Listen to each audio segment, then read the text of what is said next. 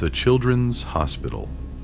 The coordinates I found inside the abandoned school led me to another forgotten place.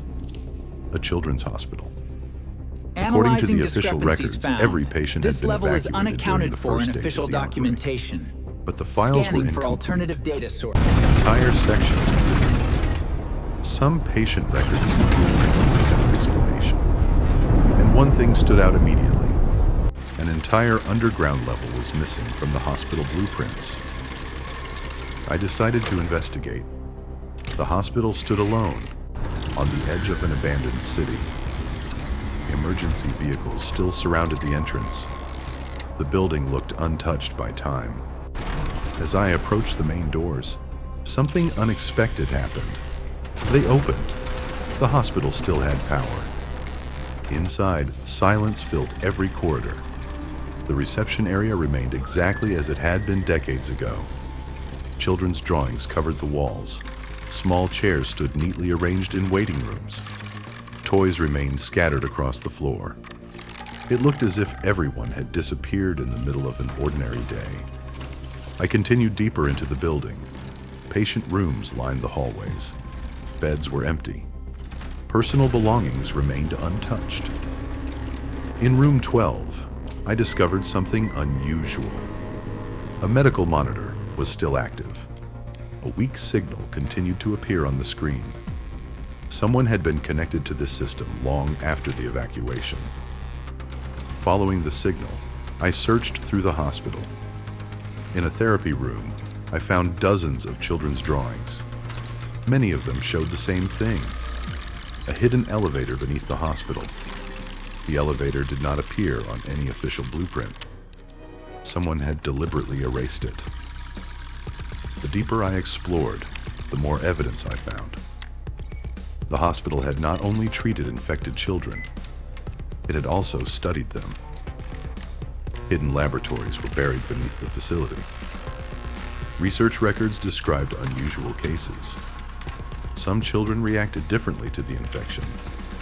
They survived far longer than expected.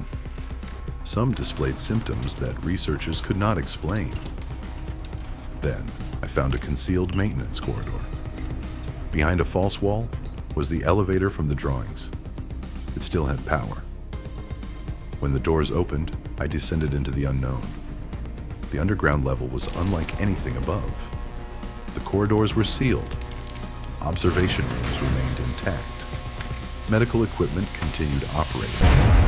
It was as if the facility had never been abandoned. Then I saw movement. A small figure disappeared behind a window. At first I thought it was a system malfunction, but it happened again. The infected were still here. Children infected during the outbreak had somehow survived underground. They watched from the darkness, following every movement, waiting. As I searched the hidden laboratories, I discovered classified files. One patient appeared again and again throughout the records. The researchers considered the child unique, different from every other infected case. While I reviewed the files, dozens of infected began gathering outside the server room. The walls echoed with impacts. The hospital was waking up. I escaped deeper into the facility and sealed a blast door behind me. Beyond it was the final section of the underground complex. At the end of a long corridor stood a single, isolated patient chamber. Unlike the rest of the hospital, this room was still fully operational. Life support systems continued running after all these years. Inside the chamber stood a sealed medical file. Patient records identified the occupant as one of the earliest infected children ever studied. Then something happened. The pod began to Door open. sealing. Prepare to Warning move. lights activated throughout the room. Biosignature detected. My sensors Proceeding to detected chamber. increasing Life biological support activity. active. Patient stable. Slowly, a child emerged from the chamber. But this was no ordinary infected. Its eyes were focused, aware, watching me. For a moment, neither of us moved. Then the child raised a hand and pointed toward a monitor. Coordinates appeared on the screen. A location, a message, a destination. Before I could analyze the data, powerful impacts shook the blast door behind me. Hundreds of infected were approaching. The child continued pointing toward the coordinates, as if it wanted me to go there, as if the answer to everything waited at that location. And then, the signal ended. To be continued.